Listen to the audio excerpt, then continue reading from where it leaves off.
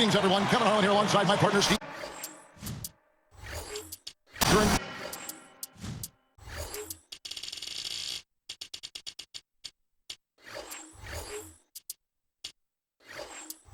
Mark Kellogg, glad to have you join us. Welcome to the Big Apple. The Knicks are playing before their hometown crowd here in New York. Look at the opening lineup for the Memphis Grizzlies. Gay and Randolph make up the forwards. Mayo out there with Tony Allen. And it's Gasol at the pivot spot, manning the middle. And for the Knicks, Melo and Amari at the forward slots. Landry Fields out there with Mike Bibby. And it's Chandler in at the 5, roaming the paint. Now, here's Bibby. Here's Anthony. That's good. That's Bibby with the assist that time. Oh, he just seems to score so easily. The game comes very simply to him. You know, when I look at this Memphis Grizzlies team, I mean, such an impressive... Oh! Boy, that dunk got everybody up off their seat. Oh, they're loving it, aren't they, Steve? Well, how could they not? I mean, he put the cherry on top of the sundae on that. Here's Mayo. Well, what a great season Tyson Chandler had for the Dallas Mavericks last year, guys. Shot a career-high 65% from the floor and really improved his free throw shooting as well, up to 74% from the line.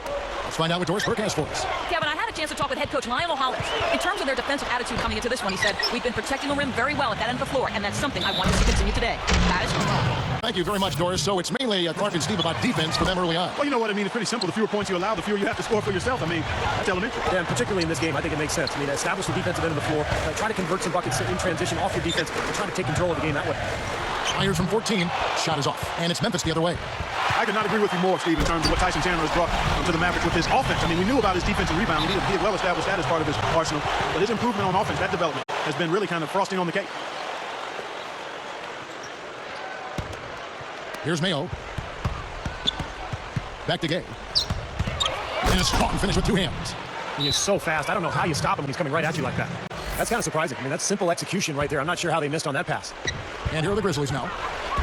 It's rebounded by Bibby. Tell you what, credit the defense there. They really contested that layup. Releases from 15. And Stoudemire, the bucket on the assist by Anthony. Well, he took advantage of that mismatch size-wise, went right up with it. Yeah, he loves those mid-range jumpers. There's no secret what a Mike D'Antoni team is going to do against you. I mean, they're going to get it up and down the floor and try to score as fast as they can on you. I mean, that's who they are. The formula that's going to get you wins, but will it see them to a title? Gay can't get it to go. And you got to like the defense inside, really protecting the rim. Challenging shots and making his presence felt around the rim, that's exactly what he can give you.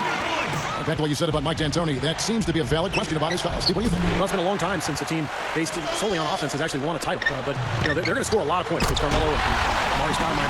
But if anybody can break through and win a title playing that style, it's Mike D'Antoni. Mayo, the pass to Gay.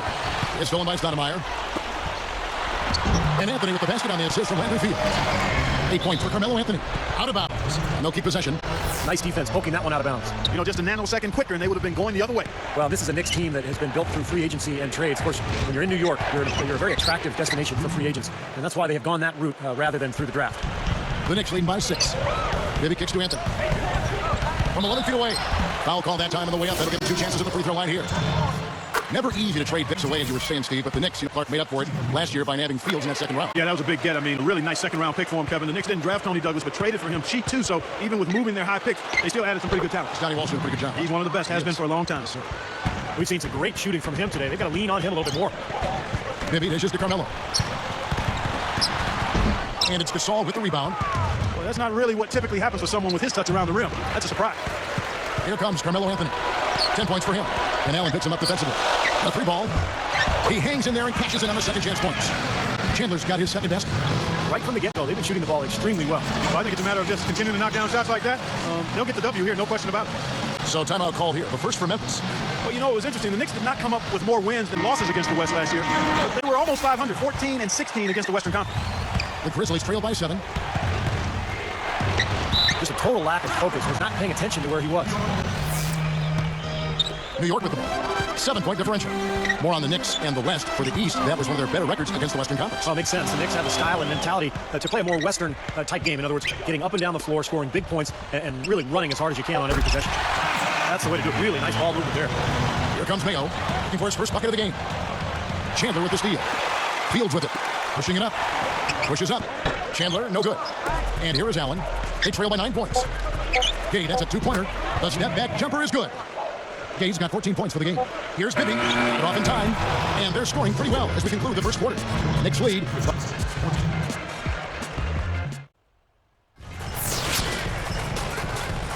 And now the second quarter just getting set to start. The Grizzlies trail by 7. All fueled up and ready to go. Let's reset the lineups courtesy of Gatorade as the second quarter gets going. Taking a look at the Grizzlies. Randolph and Gasol together inside. Allen and Gay on the perimeter. And it's Mayo in at the point. Fantastic steal. He knew exactly when to jump into that passing lane. Well done. And that is good. Stoudemire's got the second quarter going with the first basket of the period for the Knicks. That's good. Here's Bibby. Fields against Gay. The three from Anthony. And the rebound goes to the Grizzlies. And it's been impressive to see Rudy Gay's improvement at the defensive end of the court. He's always been a great scorer, but with his length and athleticism, he's finally using that body and putting it to hard work on defense. Here's Fields. The fast break ends at the rim with a jam. Well, that's the problem. You turn the ball over, and your defense just isn't set up at the other end. And sometimes when it happens that way, it almost feels like a 4-point bucket. And it's going to be a 3-second call. We're talking about Rudy Gay defensively. What do you think has been maybe the key, Clark, to his improvement? One, wanting to get better, and then responding the right way to the demands of the coaching staff. Lionel Hollins and the coaching staff, Johnny Davis, they're really demanding that Rudy play better defense. And then it's a matter of effort. I mean, it's first want to, and then it's effort. And when you've got the package that he has physically, you're going to get good results. And a chance here to catch up with the fourth member of our crew, Doris Burke. Hi, Doris. Kevin, one of the key evolutions for this team has been Mike Conley solidifying his hold in the starting point guard position in Memphis over the last couple of seasons. Coach Lionel Hollins said he's gotten better every year I've been here. He's stronger, more confident, and more aggressive. He's a solid, stable point guard. Every team can use one, guys.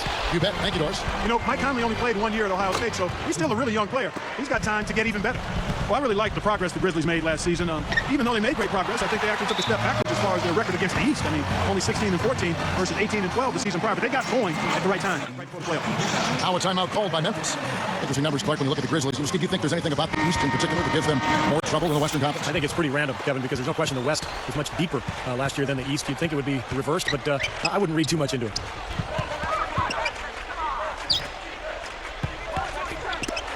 For the three, the Knicks pull it in. Anthony's got 3 rebounds now in this one. For 3, Bibby, no good. And it's Memphis the other way. Tough three-point try there with a hand in his face. Boy, you'd be lucky to make that one against great defense. The defense just swung wide open for him there. Easy shot. Yeah, for sure. I mean, they didn't put up any resistance at all. Back to Anthony. They're moving the ball. Here's Stoudemire. Evan falls coming off Anthony's feet. Anthony's got 4 assists in the game. Well, they haven't been getting lit up from outside here. All the points they're giving up are from in close. They've got to offer more resistance. Yeah, defense has to get better, Clark. They got to body up, bump somebody, get physical, force the action back out to the perimeter. Catching up on the changes for Memphis. Cunningham comes in for Marc Gasol. And it's Conley in for Tony Allen. Bibby against Conley. Just 5 on the clock. Stoudemire the pass to Fields. And here's Anthony for 3.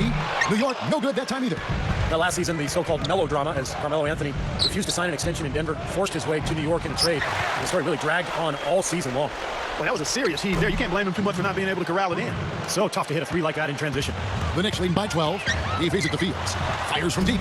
And that's collected by Gay. You know, Steve, talking, Clark, about the Carmelo trade saga, really an unwelcome distraction in a lot of ways. It hung over the players involved in Denver and in New York, and maybe took some attention away from the great season. I couldn't agree more there. I mean, as things tend to do in this 24/7 information cycle, it just kind of lingered and hovered and hung around. But in the end, when he got his way, he desired to be in New York, a place where he grew up as a kid, and that motivated him to get to that place where he kind of considers home. So I think it's a good fit. Unfortunately, it took so long to happen, but the end result is a good one, I think, for him and the Knicks and hopefully the league. Now, he can't get that one to go, but that's a shot he'll hit more often than not. Gay outside. And that's not going to go. The clock runs out, and we're heading to halftime. It's more NBA coming your way.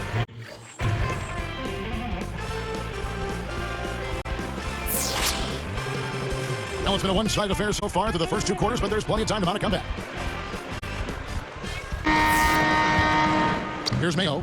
Yeah, the Memphis Grizzlies made the playoffs last year for the first time in 5 seasons, but the road record is still an area that they'd like to improve this year. Just 16 road wins last season total. Melo and Amari at the forward slots. Landry Fields out there with Mike Bibby, and it's Chandler in at the center position. They're the group for Mike D'Antoni start the second half. Now the Grizzlies' road record, and Stevie just said 16 road wins last season. Clark, what's the key to improving that number? I think a big part of it is confidence and mindset. Understanding how you have to approach games on the road. There's a little different mindset, and some of that is born of confidence. They may have more of that confidence as Slag now because the first playoff appearance in 5 seasons, first playoff series win in the franchise's history there in Memphis. So I think they now believe with their core group of talented, relatively young players that they can play with and beat anybody. Out to Anthony. Over Allen. And Anthony with the basket on the assist by Bibby. Bibby's got his 7th assist of the game with that last one. Here's Mayo. Again, Mayo missing. Deflected. The Knicks leading by 12. Bibby kicks to Anthony. And Allen picks him up defensively. And it's Anthony again missing.